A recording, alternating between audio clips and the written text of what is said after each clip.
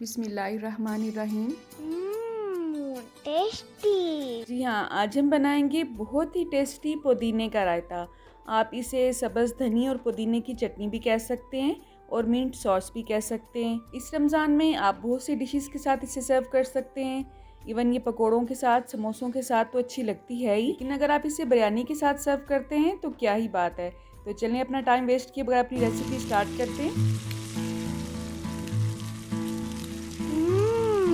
तो टेस्टी। सबसे पहले हमने सब्ज़ धनिया को अच्छी तरह से धो लेना है। एक गड्डी सब्ज़ धनिया की ली है मैंने, और पुदीने की क्वांटिटी को हमने सब्ज़ धनिया की क्वांटिटी से हाफ रखना है।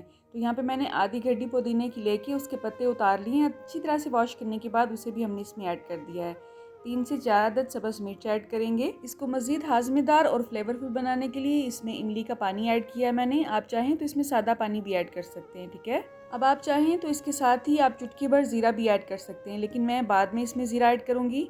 अब हमने इसे अच्छी तरह से ग्राइंड कर लेना है। ग्राइंड होने में ये ज़्यादा टाइम नहीं लेता है, क्योंकि पुदीने और धनिया के पत्ते बहुत ही नाजुक से होते हैं। कोशिश करें कि एक दफ़ा मशीन को बंद करके इसके साइडों पे जो पत्ते हैं वो भी इसके अंदर ही शामिल कर दें। अगर आपके पास इमली नहीं है तो आप टमाटर भी इसमें ऐड कर सकते हैं, और बहुत ही मामूली सा इसमें लहसुन भी ऐड कर सकते हैं। लेकिन अगर इतनी ही क्वांटिटी की आप चटनी बना रहे हैं तो उसमें आपने लहसुन का सिर्फ एक जवा ही ऐड करना है, ठीक है। असल में हमारे घर में बच्चों को लहसुन का टेस्ट अच्छा नहीं लगता है, इसलिए मैं लहसुन आज नहीं डाल रही हूँ। वैसे अगर रूटीन में मैं चटनी बनाऊँ और बच्चों ने ये चटनी ना खानी हो तो लहसुन मैं इसमें ज़रूर ऐड करती हूँ। आप इस सब्ज़ चटनी को आइस क्यूब्स की शक्ल में फ्रीज भी कर सकते हैं, और जब भी आपका मूड हो जस्ट आपने उसको डिफ्रॉस्ट करना है और दही में मिक्स करके इस्तेमाल कर लेना है। अल्हम्दुलिल्लाह चटनी हमारी बहुत अच्छे से रेडी हो चुकी है। आप देख सकते हैं इसका कितना ही खूबसूरत कलर आया है, और ये सारा कलर सब्ज़ धनिया की वजह से है। अब 1 कटोरी रायता बनाने के लिए इसके 2 चम्मच ही इनफ होते हैं। दही को मैंने बहुत अच्छी तरह से फेंट लिया है। अगर आपको प्रोफेशनल लुक चाहिए इस रायते की तो आपने दही को मलमल के कपड़े से अच्छी तरह से छान लेना है।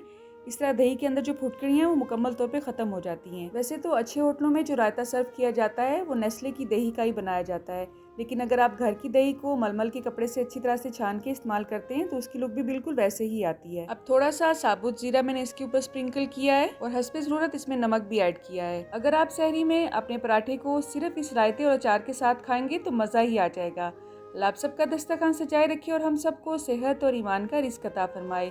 अल्लाह हम सब के रिस्क में कसरत, बरकत और आसानी अता फरमाए। रुके रुके सुने, जाने से पहले वीडियो को लाइक कर दें, अच्छी लगी तो शेयर कर दें, और सब्सक्राइब करने के बाद बेल का आइकन भी ज़रूर प्रेस करें। जज़ाकल्लाह। मेरी नेक्स्ट वीडियो तक अल्लाह हाफ़िज़।